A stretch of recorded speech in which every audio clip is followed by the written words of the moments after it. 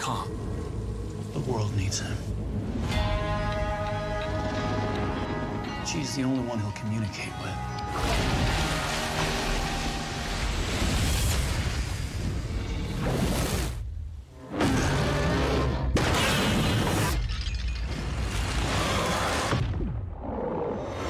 It's Godzilla.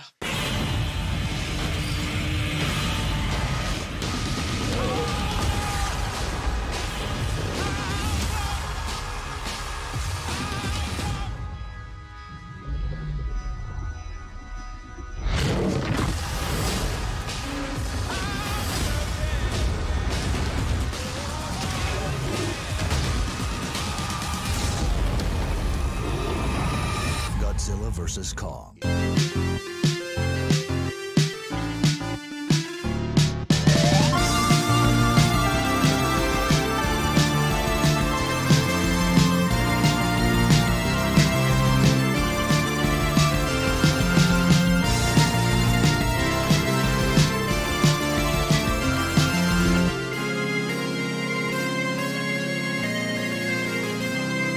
Bonjour à tous et bienvenue dans Tokuscope, votre émission sur la science-fiction japonaise et le tokusatsu. Covid oblige, c'est à nouveau une émission à distance que l'on vous propose, et donc je suis avec Fabien et Adrien. Donc comment allez-vous les gars? Coucou Jordan, ça va? Bonjour à tous. Salut Jordan, ça va bien, écoute, on survit, hein, comme d'habitude. T'as tout à fait raison Adrien, survivre c'est bien le terme en ce moment. Mais du coup, au programme de cette nouvelle émission, on va vous parler donc du nouveau film du Monsterverse, donc à savoir Godzilla vs Kong, qui est sorti chez nous en achat digital depuis le 22 avril, réalisé par Adam Wingard, qui est principalement connu des fans du cinéma d'horreur, puisqu'il a signé des sketchs pour les films VHS, il est surtout aussi connu pour Your Next, pour l'adaptation Netflix de Death Note, ainsi que la suite du projet Blair Witch, donc qui était sorti en 2016. Et là, donc, il signe le 4e film du Monsterverse, donc Godzilla vs Kong. Attention par contre, ça va être une critique qui est entièrement spoilers, puisqu'on a quand même beaucoup de choses à dire qui serait quand même assez compliqué de le faire sans spoiler. Donc si vous n'avez pas vu encore le film, allez-y et revenez après. Mais en tout cas, voilà, vous êtes prévenus. Donc tout d'abord, qui pourrait me raconter l'histoire du film? Qui se lance à raconter l'histoire du film? Je me jette à l'eau.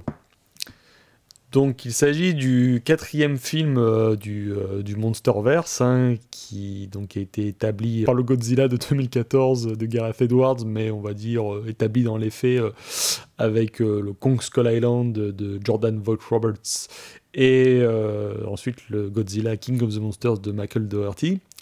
Donc là, cette fois-ci, Godzilla revient et il n'est pas content, hein, pour reprendre la tagline de King Kong 2, et donc il se met à tout détruire sur son passage, notamment près d'une multinationale qui s'appelle Apex, et donc des membres de Monarch, donc la fameuse multinationale qui surveille les kaiju, décident d'aller chercher King Kong sur Skull Island et pour le ramener et possiblement le confronter à Godzilla, sauf que bon, on se rend compte qu'il va se passer d'autres choses en chemin. Voilà, je pense qu'on peut pas en dire plus pour le moment, même si on fera des spoilers tout à l'heure. On va dire que grosso modo c'est ça. Voilà. Godzilla will come for him. There can't be two Alpha Titans. Who bows to who? Kong bows to no one. The world needs Kong.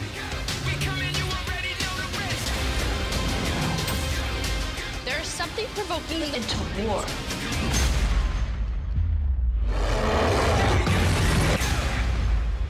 Ce film, alors, on était tous très excités de le voir, parce que de toute manière, hein, on se souvient tous qu'on devait l'avoir en 2020 à la base, ce film. Hein. On avait des trailers prévus pour fin 2019, début 2020, et ce film devait sortir en mars 2020, si je me souviens. Donc l'attente commençait sérieusement à se faire sentir, hein, on peut le dire.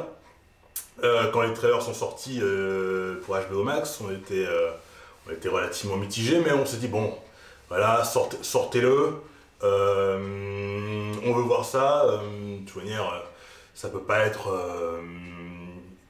quelque chose de fondamentalement mauvais. Alors, le film est... Je peux pas dire qu'il soit bien. Je pense que j'ai réellement apprécié le film, parce que en soi, il nous donne ce qu'il nous vend. On a du combat de monstres à foison, il y a des trucs partout, genre ça pète de partout. La mise en scène est là, c'est très très beau, c'est vrai. Et je pense qu'on va en parler beaucoup de ce truc-là, mais les humains, le scénario avec les humains dans ce film, ça n'existe pas. On s'en fiche des héros en fait. C'est un film sur les monstres, et c'est uniquement ça. Donc en soi, ça a une très belle image, c'est très très joli à regarder, c'est très agréable. On n'apprend rien et c'est dommage. Alors, je suis un peu embêté parce que il y a une dichotomie entre ce que le film aurait dû être et ce que le film est au final. Car comme on le sait, ça devait être surtout l'aboutissement de ce qu'on avait vu dans Kong Skull Island et surtout dans Godzilla King of the Monsters, dans la mesure où on retrouvait les personnages de King of the Monsters dans ce film-là. Or, on le sait, Godzilla King of the Monsters a fait une sacrée contre-performance aux États-Unis. Hein. C'est un film qui n'a pas du tout rapporté l'argent qu'il aurait dû. Et du coup, clairement, ils sont obligés à la fois de prendre en compte les personnages de ce film-là, mais en même temps, ils font en sorte que ces personnages-là aient très peu d'existence, voire pas du tout. En tout cas, on essaie de faire en sorte que le film d'avant soit un lointain souvenir. Et c'est très bizarre, parce qu'on se retrouve avec un film qui à la fois doit s'inscrire dans une saga, mais que Legendary a fait « Oulala, stop, il faut qu'on transforme cet épisode de saga en stand-alone ». Donc on se retrouve avec un film qui est ramassé sur lui-même, donc 1h50. Alors aujourd'hui, les blockbusters d'1h50, ça n'existe plus, hein, c'est une espèce en voie de disparition, littéralement. Hein, il faut que le film fasse 2h30. Et en fait, on va pas se mentir, c'est un film qui devait faire au moins 2h30, voire même 2h45, qui a été ramené à 1h50. Pourquoi ? Parce qu'ils ont complètement expurgé toutes les relations humaines, tout le développement de personnages, tout ce qui, à mon avis, devait faire de ce film, non pas un grand film apocalyptique, mais un grand divertissement en bonne et due forme, pur jus, pour en faire finalement juste un truc très resserré sur les monstres, d'ailleurs très bien mis en scène au niveau des monstres, mais où tous les personnages humains sont juste des coquilles très, très, très peu esquissées au final, mais tout ça pour garder du rythme et pour pas que les gens s'embêtent en fait. Et là-dessus, j'avoue que ça marche, parce que le film file à la vitesse de la lumière. Je pense que c'est le film parfait quand t'as 8 ans. C'est-à-dire un gamin, moi je montre ça à un enfant, je vais pas lui montrer le Godzilla de Gareth Edwards, je vais pas lui montrer Kong Skull Island, je vais pas lui montrer King of the Monsters, je vais lui montrer ça. T'es un gamin de 8-10 ans, tu commences on va dire ton initiation à Godzilla, je pense que c'est le film, et Kong, je pense que c'est le film parfait. Vraiment. Parce que c'est vraiment des figurines qui se battent, en fait. Et quand je dis que les combats sont réussis, c'est pas... les monstres n'ont aucun poids mythologique, ils n'ont aucune aura fondamentalement, mais si tu veux voir des kaijus se battre façon catch, façon on va dire lutteur géant, bah il y a ce qu'il faut, quoi. Et les techniciens des effets spéciaux, ils foutent la main à la pâte, hein, parce que en termes de mise en scène, de mouvement de caméra placée sur les trucs de monstres, là-dessus c'est réussi. Après, bah, c'est sûr que toutes les charnières, tous les développements de personnages, tout ça c'est balancé à la trappe parce que le film a été coupé, parce que je rappelle que le tournage du film a été fini quand Godzilla King of the Monsters est sorti. Donc ça fait qu'il y a au moins 1 heure de persos qui sont passés à la trappe. Et du coup, on se dit, ben voilà, on se retrouve avec le produit qu'on nous a vendu dans la bande-annonce. Il n'y a pas eu de pub mensongère pour le coup, hein. Ça a été littéralement ce qu'on nous a vendu. Hein. Un film centré sur les monstres, sur les combats, en mode fun. Et honnêtement, aujourd'hui, je n'arrive pas à me faire d'avis sur le film. Parce que c'est pas un bon film en l'état, mais en même temps, je ne me suis pas ennuyé. Et c'est très bizarre parce qu'à la fois... je sens que Wingard devait avoir un script de divertissement sympa entre les mains. C'est quand même Terry Rossio qui a supervisé le script. Hein. Terry Rossio, c'est la trilogie de Pirates des Caraïbes, c'est le Masque de Zorro, c'est Aladdin, et c'est le script non tourné du Godzilla de 94, de Yann de Bond. Donc c'est pas un tâcheron, le mec. Et je me dis, je refuse de croire que le film qu'on a vu en l'état, c'est un film avec un scénario complet validé par Terry Rossio. Donc c'est très très bizarre de se faire un avis, parce qu'en fait, en tant que démo technique pour des VFX, là par contre c'est nickel. Hein.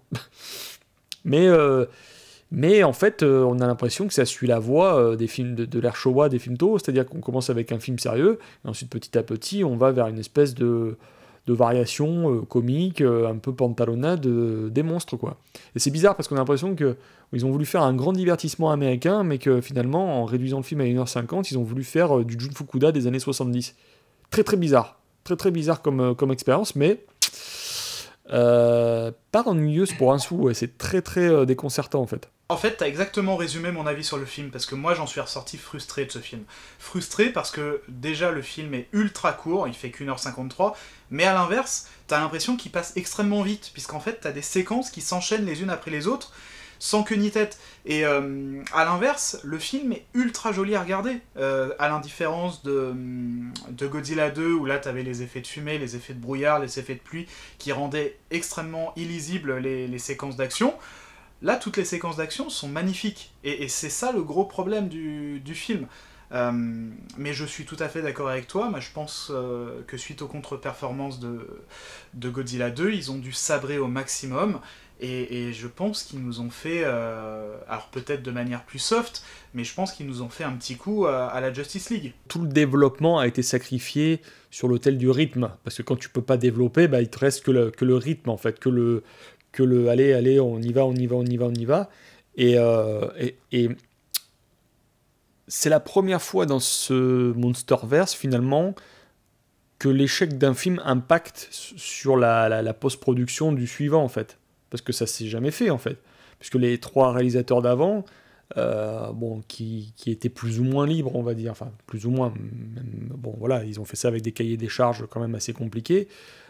Là, je vois clairement un cinéaste qui a dû sacrifier son montage parce qu'il y a des raisons économiques, alors que le Godzilla de Gareth Edwards tient parfaitement sur ses 2 heures. Kong Skull Island, c'est un survival, donc t'as pas besoin de faire un survival de 2h30, hein, 2 heures, enfin 1h50, ça suffit. Et on sent que Dougherty, il a eu tout ce qu'il voulait pour faire son film de kaiju avec toutes les licences Toho, Bear McCreary qui refait la musique, et là c'est « Ah stop ! Non. On resserre le truc, on enlève toutes les références. Je veux dire, Zhang Ziyi, qui joue dans Godzilla King of the Monsters, elle a été annoncée au casting de ce film-là, là, elle n'y est pas du tout. Et toutes les conséquences du film d'avant, de King of the Monsters, donc la machine Orca, la destruction de la ville par King Ghidorah et tout ça, ça n'est jamais évoqué dans le film. De même qu'il y a quand même une grosse faille de scénario sur un point spécifique, c'est que Godzilla, dans ce film-là, est méchant. Alors que dans les films d'avant, c'était censé être le protecteur de la Terre, et tout ça, l'alpha prédateur ultime, consacré. Et là, mais en fait, je me suis rendu compte que il y a une raison pourquoi Godzilla est méchant dans le film, et qu'elle a été coupée au montage. Parce que j'ai fait une recherche, et en fait, la raison pourquoi Godzilla est méchant découle littéralement d'un truc qu'il y avait dans King of the Monsters. Godzilla est contrôlé par une version améliorée de l'Orca qui est utilisée par le personnage joué par Eiza Gonzalez. Exactement. Mais ça, tu vois, c'est encore une grosse faille de scénario, dans le sens où, dans le film, on t'explique que Apex est en train de construire un mecha Godzilla à partir de la tête de Ghidorah, donc tu peux supposer que Godzilla est attiré par ça et que c'est ça qui le met en rogne. Sauf qu'à aucun moment, c'est clairement expliqué. Ah non. Replacé dans le contexte de cette machine Orca et du fait qu'il soit contrôlé, ça fait sens. Ça, pareil, c'est tout un arc qui a été coupé du film. Pour faire une version courte d'un film long, il faut s'appeler James Cameron. C'est-à-dire qu'il n'y a que James Cameron qui peut te faire un film comme Aliens, la version sale, et te faire un chef-d'œuvre, et te dire « Ouais, mais en fait, j'ai coupé tout l'arc émotionnel d'Hélène Ripley avec sa fille pour t'en faire encore plus un chef-d'œuvre, tu vois ?»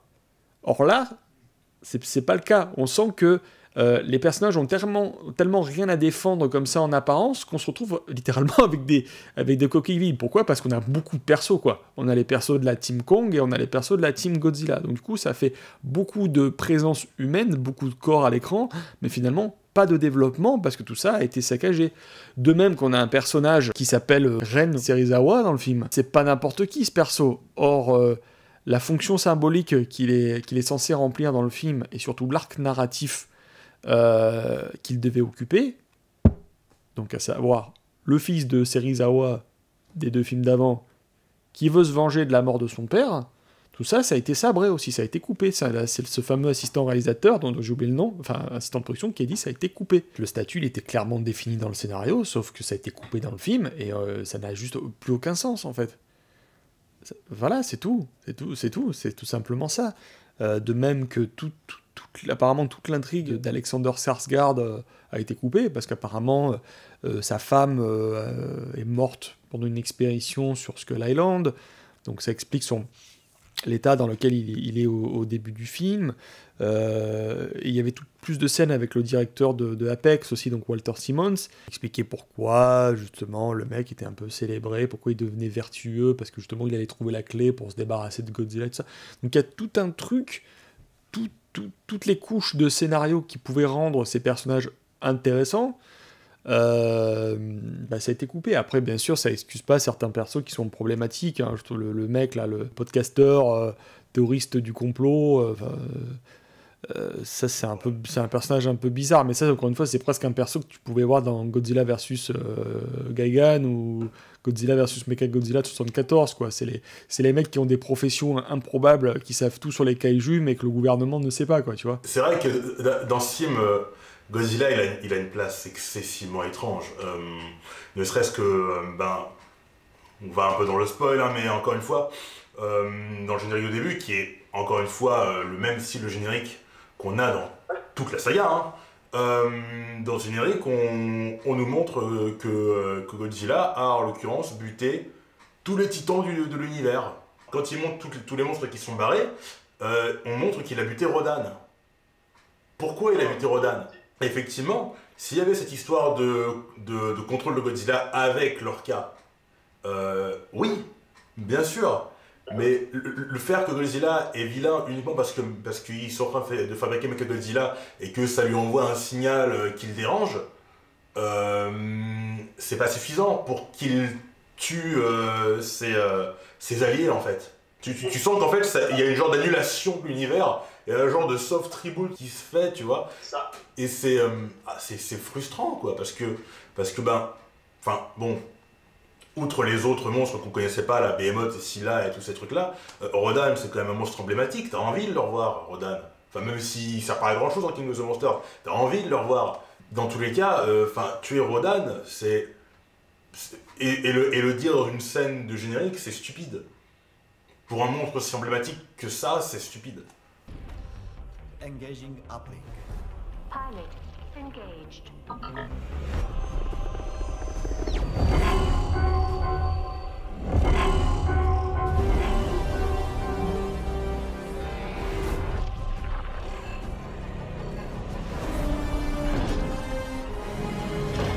Let's make a Godzilla.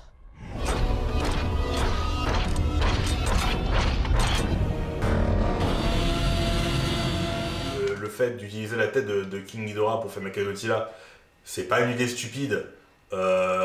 C'est un truc un peu étrange quand même, parce que on pourrait dire Godzilla il ressent King Ghidorah, donc c'est pour ça qu'il est en rogne. Pourquoi pas en l'occurrence. Mais même le Mechagodzilla qui n'est là pour pas grand chose à la vérité, parce que quand il apparaît, le film est fini en fait. Il faut dire. Et j'ai l'impression qu'il capte pas très bien ce que c'est Mechagodzilla, parce que oui, c'est un méchant, donc comme dans l'ère Showa, mais il est fabriqué avec le corps de King Ghidorah, comme dans l'ère SAI, mais il pète un câble aussi parce qu'il a l'énergie de Godzilla en lui, comme Kiryu. À aucun moment on te l'explique. Est-ce que c'est parce qu'ils ont récupéré la matière dans la terre creuse? Est-ce que c'est l'âme de Ghidorah qui essaye de reprendre le contrôle sur Mechagodzilla? C'est quelque chose qui a été ajouté assez tardivement dans la production du film, puisque dès le départ, Mechagodzilla devait être contrôlé par un pilote de bout en bout. Et c'est seulement après qu'ils ont eu justement l'idée de ce personnage qui obtient sa pleine conscience et faire tout un parallèle sur les intelligences artificielles et tout ça. Mais mais tu sens que ça fonctionne pas dans le film. Ça n'a aucune incidence sur l'action, puisqu'en fait, de toute manière, qu'il soit contrôlé par Rei Serizawa ou qu'il soit pas contrôlé par Rei Serizawa, il va forcément affronter Godzilla. Donc en fait, ça ne change strictement rien à la storyline. Vous auriez pu juste garder Serizawa et le faire partir en mode je m'en vais à plus tard, tu vois, j'en sais rien, pour un méchant futur. On sent que le Mechagodzilla, il est presque ajouté à l'intrigue, donc je pense que c'est quand même important que ce soit un team-up et pas juste un affrontement basique entre Godzilla contre Kong. C'est sûr, mais Mechagodzilla, faites-en quelque chose. C'est pas juste un robot de Godzilla, c'est quelque chose de bien plus intéressant dans l'univers des kaiju. Mechagodzilla, c'est emblématique quand même. Mais même le team-up, il est totalement artificiel. Je veux dire, dans les autres films, il y avait des pistes qui commençaient à être amorcées pour amener ça de manière pertinente. Mais de manière générale, c'est le gros problème du film, c'est cette notion d'univers partagé. Enfin, c'était déjà le cas dans les films précédents, mais là c'est encore pire. Tu prends par exemple Serizawa, déjà il faut comprendre que c'est le fils de Serizawa parce qu'on t'en a jamais parlé avant, et puis surtout il a 3 scènes, donc si tu fais pas de recherche à côté, c'est quand même assez compliqué de faire le parallèle. Tu sais, ça m'a fait penser à Pacific Rim Uprising, où on t'amène un fils comme ça à Idris Elba juste pour pouvoir éventuellement faire davantage de films à la suite. Faites quelque chose de l'univers partagé. Enfin, quand on nous annonce qu'il y aura des personnages de Kong Skull Island qui vont revenir dans les films suivants, moi je m'attends pas à ce qu'il y ait uniquement Joe Morton qui fasse un sourire caméra, tu vois. Et Charles Dance, c'est un véritable gâchis, ça aurait dû être une version âgée du personnage joué par Tom Hiddleston dans Kong. Là c'est encore pire parce qu'on sait absolument pas où il est passé. Godzilla vs Kong doit se passer logiquement quelques années après Godzilla 2, et pourtant à aucun moment on y fait référence. Alors que pourtant c'est un personnage qui est super intéressant, qui est un espèce de trafiquant de titans comme ça. Enfin, t'as vraiment l'impression qu'ils savent absolument pas où ils vont en fait quand ils écrivent les films, et du coup cette notion d'univers partagé, elle existe même plus. C'est pareil, quand tu vois Godzilla 2, que tu as toutes ces séquences avec l'Oxygen Destroyer, que tu vois la scène post-générique où on te dit que la zone est tellement contaminée que les pêcheurs ne peuvent plus récupérer de poissons, que tu vois la tête de Ghidorah derrière, tu penses évidemment à Destroya, tu te dis pas qu'ils vont utiliser la tête de King Ghidorah pour en faire Mechagodzilla. Et puis même, à quel moment Mechagodzilla amène le team-up entre Godzilla et Kong? Si tu veux faire un team-up, tu balances un monstre super puissant à la Destroya, et là, ça force le team-up. Ça montre toute la difficulté de donner une appréciation sur un film qui a été coupé, parce que bon, la plupart des gens, c'est pas des malades mentaux comme nous, à savoir qu'est-ce qui s'est passé. Les gens ont pris le film pour ce qu'il est. Et pour ce qu'il est, c'est un épisode de cartoon, voilà, c'est presque un épisode, même pas de la série animée de 98, mais de la série Hanna-Barbera, quoi, tu vois, par moment, quoi. Enfin, on n'est pas loin dans le délire, mais ce qui est frustrant, c'est de voir à chaque fois cette espèce de dichotomie de cadavres de scènes humains qui persistent dans le film, et la maestria des séquences de VFX qui sont complètement dingos. Je veux dire, les combats, ils sont complètement ouf. Moi, là, je suis désolé, mais je préfère regarder les combats de ce film-là au film d'avant, hein, on va pas se mentir. Hein. Alors, bien sûr qu'ils sont traités pas du tout sur l'angle apocalyptique sérieux, mais sous l'angle combat, rigolo, fun. Mais si le but c'était de s'amuser, moi je me suis amusé à ces passages-là, tout en étant admiratif de la technicité de certains plans. Enfin, il y a un moment donné, Godzilla, il coule un bateau et il emporte, Kong, je sais plus, il emporte carrément le morceau du bateau avec lui dans les eaux, et ce bateau devient un élément important du combat. Kong, à un moment donné, il prend carrément un jet de l'armée, il s'en sert comme arme. Il y a ce plan génial où on voit un jet de l'armée qui décolle du porte-avions, avec la caméra est embarquée dans le cockpit, et c'était limite le plan promotionnel de Top Gun 2, quoi, tu vois. Et t'as ce plan-là dans le film, avec le mec, la caméra embarquée dans le cockpit, avec le mec qui décolle, et on voit Kong derrière qui est en train de rugir et qui manque de choper le mec, quoi. Et je me suis dit, waouh, il y a des idées, de VFX qui sont dingues. Et c'est John Desjardins qui a signé les effets visuels. John Desjardins qui est le collaborateur régulier de Zack Snyder. Et effectivement, je trouvais que dans le film, il y avait des plans qui me rappelaient Man of Steel, hein, c'est-à-dire les caméras embarquées sur la cape de Superman. Là, il y a des trucs comme ça, avec les caméras en amorce derrière l'épaule, les caméras embarquées sur l'avion. Enfin bon, il y a beaucoup de caméras embarquées dans ce film, mais je trouve que ça permet une espèce d'immersion dans les points de vue que j'ai trouvé super intéressant. Alors, à défaut d'avoir du poids, au moins il y a des points de vue. Surtout au final de Hong Kong, où il y a beaucoup de plans limite en faux fisheye de la perspective de Godzilla ou de Kong. Si on part du principe que ce sont deux figurines qui se battent, le combat de nuit entre les immeubles multicolores, bah c'est trop bien. Enfin, je veux dire, ils se battent dans une espèce de flipper géant, quoi, littéralement. C'est-à-dire, ils tapent sur les immeubles, ça fait de la lumière, ils tapent sur un autre immeuble. Enfin, sur le moment, je me suis dit, putain, tu te mets à la place d'un gamin, mais c'est le kiff absolu. Hein. C'est le kiff absolu, parce que, le film n'a plus que ça à te proposer, et il te le propose en mode fun, et moi je suis pas tombé des nues comme les gens, tout le monde est déçu du film. Si tu pars du principe que le Monsterverse est un truc qui allait évoluer vers quelque chose de creux, voilà, hein, tu l'as là, hein, la métaphore de la Terre creuse, voilà. Moi je voulais jamais voir de Monsterverse, moi je voulais juste voir une trilogie Godzilla. Bon, j'ai pas eu ça. Je n'étais pas convaincu par le film d'avant, et là, fondamentalement, si je partais avec l'idée que j'allais être convaincu, j'aurais été déçu. Alors là, je me suis laissé porter par un truc qu'on m'a vendu, et voilà. Donc il reste juste qu'à apprécier les moments qui peuvent te plaire. Mais c'est con, parce qu'on a quand même plein de super acteurs. Encore une fois, il y a Rebecca Hall, elle a des super scènes avec la gamine, elles ont un truc, limite, juste un film sur Rebecca Hall et la petite fille, ça aurait suffi. Ça aurait suffi. Là, il y a beaucoup trop de personnages. Il y a deux trajectoires, finalement, qui cohabitent ensemble et qui se rencontrent jamais vraiment. Par exemple, on a Millie Bobby Brown et la petite fille sourde-muette qui interagit avec Kong, Jia. Il y avait une dynamique à faire à la Gamera 3, tu vois, avec les deux gamines qui interagissent avec les monstres, qui d'une certaine manière sont les porte-parole des monstres. Il y avait un truc à faire, et ça, encore une fois, c'est pas dans le film. Alors, peut-être parce que ça a été coupé, mais en tout cas, c'est pas dans le film. Et c'est un peu dommage, parce que il y a un trop plein de persos, quoi. Il y a un trop plein de persos dans ce film, malheureusement.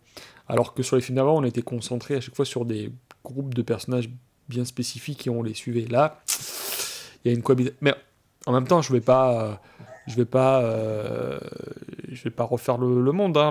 Je parle de souhaits que j'aurais peut-être voulu voir, mais en même temps, le film. Il est ce qu'il est, et il est déjà passé, hein, pour moi. C'est ça qui est triste, en fait, fondamentalement, c'est que, ça y est, c'est passé. On se retrouve avec du consommable, alors que on est loin du film de Gareth Edwards, qui certes était imparfait, mais qui quand même restait en tête, parce qu'il y avait des images de cinéma qui étaient très fortes. Après, ce film-là, on l'a pas vu en salle, donc forcément, peut-être que l'expérience, elle est faussée aussi. Et après, tu te dis, mais en même temps, je suis presque en train de culpabiliser parce qu'on m'a juste proposé un film de monstre fun et que je culpabilise de l'avoir peut-être apprécié et qu'en même temps, je veux qu'il y ait plus dedans. C'est très bizarre, c'est très très bizarre comme sensation, très très bizarre. Non, mais c'est une frustration, hein, et le problème, c'est qu'il y a autant de mauvaises choses qu'il y a de bonnes choses. Moi je te rejoins notamment sur le visuel du film qui est totalement magnifique et qui est l'un des plus beaux à regarder de toute la franchise. Toutes les scènes de combat, que ce soit la séquence avec les bateaux ou que ce soit le combat final à Hong Kong, les scènes de combat elles sont extrêmement bien foutues, quoi. Mais même moi toutes les séquences avec la petite Jia, j'étais à fond, je trouve qu'elle est magnifique cette gamine, elle réussit à insuffler tellement de choses. L'actrice Kelly Holtz qui est elle-même réellement sourde, je trouve qu'elle réussit à crever l'écran à chaque séquence, quoi. Et puis il y a énormément de bonnes idées, le fait qu'elle réussisse à communiquer avec Kong et que Kong comprenne le langage des signes, là je me suis dit il y a un truc. Et puis elle m'a fait énormément penser à tous ces personnages un peu à la Miki Saegusa qu'il y a dans les films japonais. Finalement ce Kong là, c'est quand même censé être le Kong de Skull Island. Et je me dis c'est très bizarre la façon dont il a évolué, parce que limite dans Skull Island il bouffait des humains, enfin je veux dire il prenait des hélicos, il fracassait en deux, il tapait des mecs avec son poing et tout ça. Là, il s'est très adouci, alors peut-être parce qu'il a pigé le langage des signes, mais c'est marrant parce que ce Kong, c'est même plus Kong, quoi. C'est presque mon ami Joe mélangé avec la guenon de Congo, tu vois. On est presque à ce niveau-là, quoi. Après, avec une dose de personnalité qui est inspirée du Kong de la revanche de King Kong, hein, qui est tout sympa, qui est tout gentil, qui est tout cool et tout. Et en même temps, il y a cette idée curieuse de faire Kong un personnage de héros des années 80. C'est-à-dire qu'il y a des gimmicks à un moment donné. Le plan où Kong saute du bateau et que le bateau est tranché en deux par le souffle de Godzilla, et quand il saute comme ça, c'est repris de Die Hard quand il y a Bruce Willis qui saute de l'immeuble avec l'explosion derrière. C'est voulu. Wingard l'a dit. Vers la fin, quand Kong il a l'épaule pétée et qu'il se reboite l'épaule dans un immeuble, c'est carrément l'arme fatale. On est en plein dedans. Donc pour Wingard, Kong, c'est le héros des années 80 malgré lui, quoi. C'est très bizarre comme choix, mais bon... Pourquoi pas, hein, pourquoi pas, il faut bien définir ces personnages dans cette espèce... Enfin, ouais, il faut bien définir les personnages d'une manière ou d'une autre, mais enfin, moi, je pense à King Kong, je pense pas à John McClane, tu vois. Mais c'est pas grave, je veux dire, le film reprend aussi certains clichés de l'ATO, Kong qui est transporté avec des hélicoptères, avec des filets, ça c'est un truc qui est impossible, mais qui est totalement inspiré de l'ATO. Je veux dire, ils vont l'amener d'un point A à un point B et lui dire « Bon Kong, tu vas aller nous chercher la source d'énergie qui est au centre de la Terre et tout machin ». Ça c'est la revanche de King Kong, hein, on est en plein dedans, hein. La grosse séquence aussi de la Terre creuse, qui est aussi un moment pivot dans le film, qui m'a rappelé toutes les anciennes civilisations des films de l'ATO, que t'as dans Atragon par exemple, que t'as dans Godzilla vs Megalon avec Cytopia, dans Mothra 2 avec la cité aquatique de Nilai Kanai. Enfin, ça renvoie à énormément de choses du lore Godzilla, et puis la scène en elle-même, elle est géniale, quoi. Je me suis dit, il y a tellement à faire, il y a tellement de choses à raconter. Pour le coup, c'était une véritable invitation au voyage. À la décharge de Godzilla vs Kong, ça c'est quand même un gros truc que Pacific Rim arrivait à te faire gober et que les gens curieusement n'adhèrent pas à Godzilla vs Kong, c'est quand même on a des brèches qui t'amènent au centre de la Terre vers une dimension parallèle. Enfin, curieusement sur Pacific Rim ça passe, alors, parce que c'est Del Toro, mais là ça passe pas parce que ça a l'air stupide. Or c'est pareil, hein. Enfin, quand il réfléchit, c'est un tunnel qui t'amène au centre de la Terre où il y a un truc. Enfin, c'est pareil. Fondamentalement, c'est pareil. Alors ça, par contre, je suis pas d'accord. Qu'on dise que ça c'est stupide, je suis pas d'accord parce que ça fait appel à des imaginaires presque verniens de voyage au centre de la Terre, des trucs comme ça. C'est dans l'imaginaire. On y va à fond. Allons-y quoi. Au bout d'un moment. Là où dans King of the Monsters, Dougherty balance les références comme un lance-pierre, dans le sens où tiens, regarde l'Oxygen Destroyer, tiens, tac, je te fous le thème de Godzilla, tiens, regarde là, je te fous la Godzilla, comme ça et tout, tu vois. Même quand il fait oh my god, après il fait Zilla, comme ça, enfin, tu dis c'est trop, vraiment t'en as marre, et tu sens que même parfois quand t'as des références que seuls les fans peuvent comprendre, en tant que fan, tu te sens, t'es surchargé de références, c'est insupportable. Et surtout l'histoire est justifiée par la référence. Alors que dans Godzilla contre Kong, les références sont là, mais elles sont plus discrètes. Parce qu'on te les pointe pas du doigt comme ça en disant regardez, il y a une référence là, regardez, il y a l'Oxygen Destroyer. Non, enfin, Kong il est porté par des hélicoptères, donc là tu pas plus que ça, tu vois, on te dit voilà, on te le montre. Dans Pacific Rim aussi, les robots sont portés par des hélicoptères. Les références sont légèrement plus discrètes et ça m'a plu.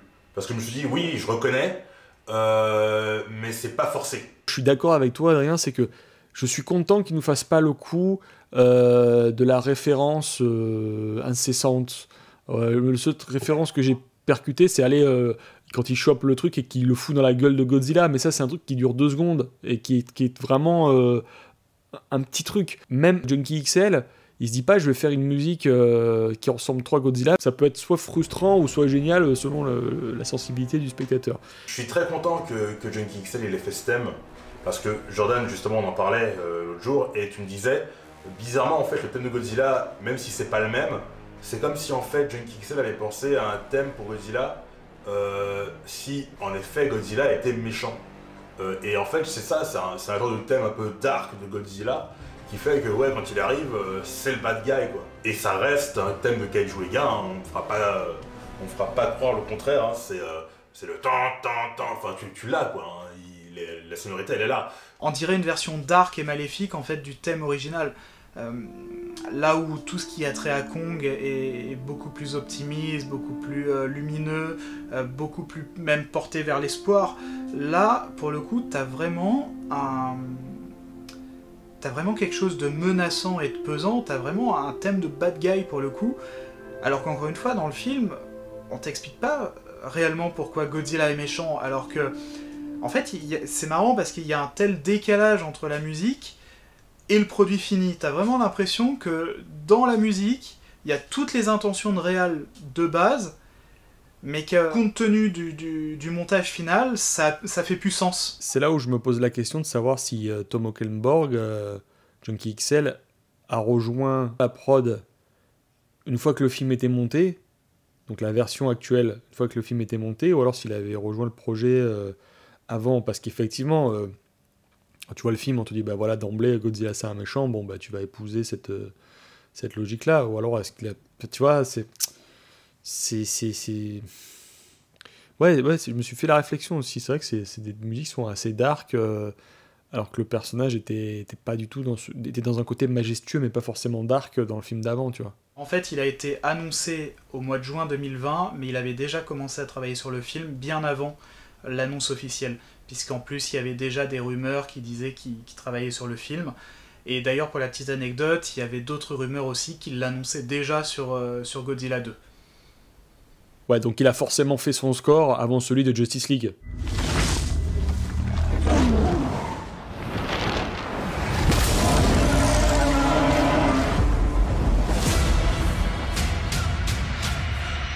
It's Godzilla.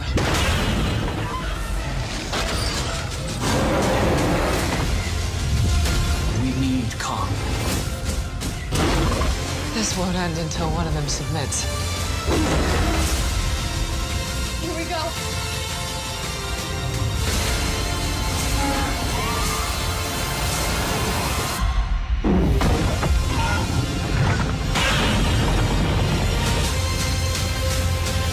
Je pense que je le reverrai vraiment volontiers parce que j'en garde pas une mauvaise expérience, parce que je l'ai pris tel quel en fait, encore une fois, tu vois.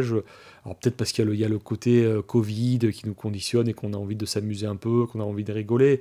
Je dis pas que c'est le film Godzilla qu'on méritait, parce que finalement je me dis en fait, le film Godzilla vs Kong, qu'on veut le grand truc dark, apocalyptique, le choc des titans suprême, les océans qui se déchaînent et les continents qui s'éclatent sous leur combat, ça n'existera jamais, j'ai l'impression. Donc si t'as pas le film dark, bah autant avoir l'exact opposé. Et pour le coup, on a eu l'exact opposé. Donc, bon, non. Voilà, j'ai pas d'opinion définitive, mais j'ai eu un bon moment popcorn, mais qui est même pas un bon moment popcorn dans le sens noble du terme. C'est encore trop tronçonné pour rester en tête. Et pourtant, il y a ces scènes de combat de monstres, moi, qui m'ont plu et qui font limite le prix de cette version qu'on a vue. Mais j'espère vraiment qu'on aura... voilà, comme un fanboy, je veux voir la version longue, parce que je veux voir le film qui était prévu sur le papier, et non pas juste le produit reconditionné à l'aune... Enfin, qu'on a reconditionné parce qu'il y a eu un échec. Voilà. On est tout à fait d'accord, et même si j'ai un avis tranché sur le film... moi j'ai envie de voir le film en salle, j'ai envie de découvrir ça sur grand écran. Alors vu qu'on est dans une optique de réouverture des salles, vu que Warner a laissé quand même supposer qu'il pourrait quand même sortir le film sur grand écran malgré l'achat digital, moi j'ai envie d'y croire, et j'ai envie de découvrir le film dans des bonnes conditions. Parce que clairement voir le film sur ma télé, c'était pas le voir dans des bonnes conditions. Maintenant, je te rejoins, s'ils peuvent nous sortir une version longue, bah ça m'irait totalement. Alors de là à sortir un hashtag release the Wingard Cut, je sais pas si c'est pertinent, mais ne serait-ce que pour voir ce que le film aurait dû être. Moi, j'ai juste envie de découvrir ce qu'on n'a pas pu voir. Je suis persuadé, alors je suis peut-être naïf, mais je refuse de croire que Wingard...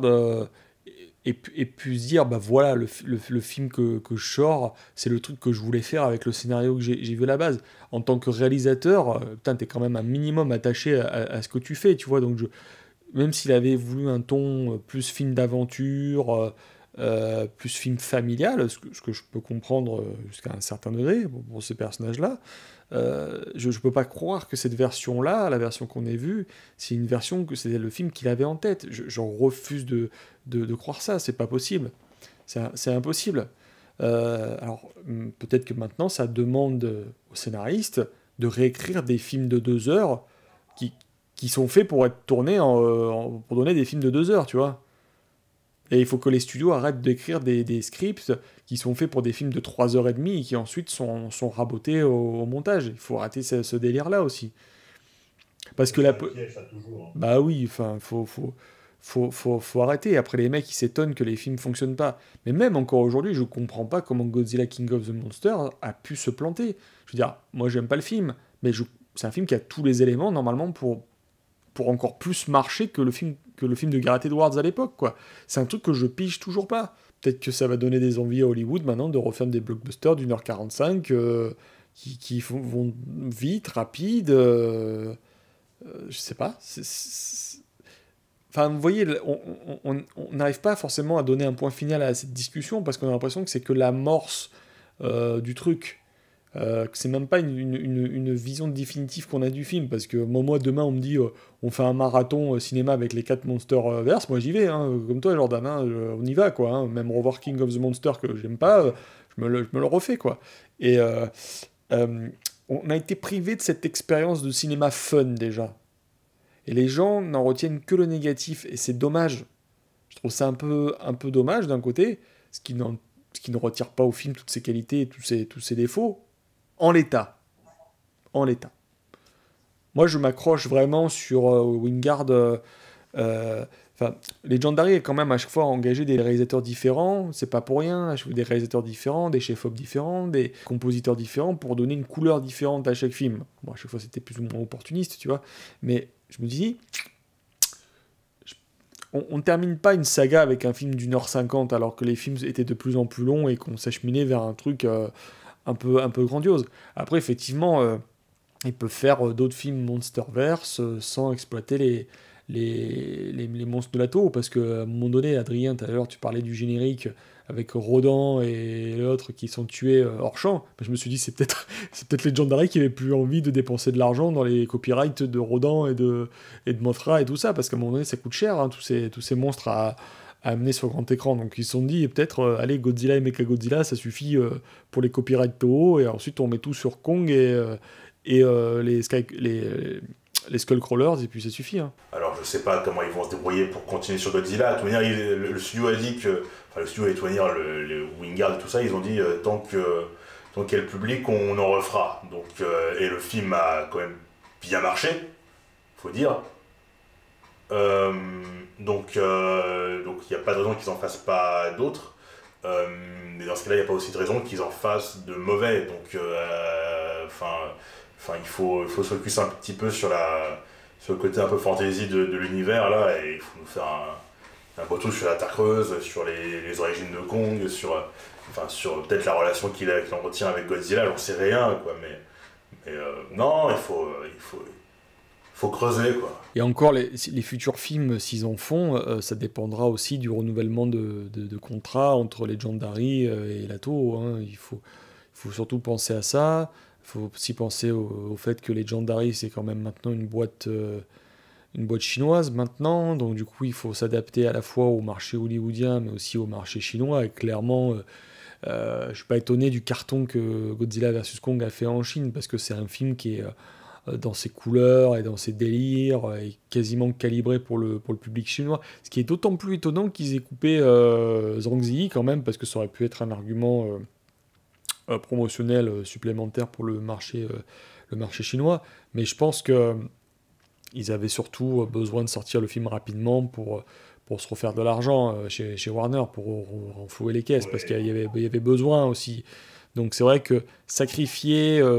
un tentpole au cinéma pour le mettre en avant sur HBO Max, de toute façon, Justice League a prouvé qu'un film pouvait fonctionner en streaming si tu crées l'événement. Là, ils l'ont fait, ils ont fait un pari, ça a fonctionné. Après, est-ce que les gens vont se remotiver, je parle du grand public, est-ce que le grand public va se remotiver pour voir d'autres films Godzilla, d'autres films Kong? Ça, je suis un peu moins sûr par contre. Je suis un peu moins sûr. Là, ça a marché parce que c'est Godzilla versus Kong, et que là, on voit un petit peu le bout du tunnel du Covid, et que les gens avaient aussi besoin de s'amuser un peu. Après, est-ce que les gens vont repartir, vont aller au cinéma si on repart sur des films solo, sur des unitaires? Je sais pas, je sais pas. C'est un film qui nous aura fait parler, hein, ça c'est sûr.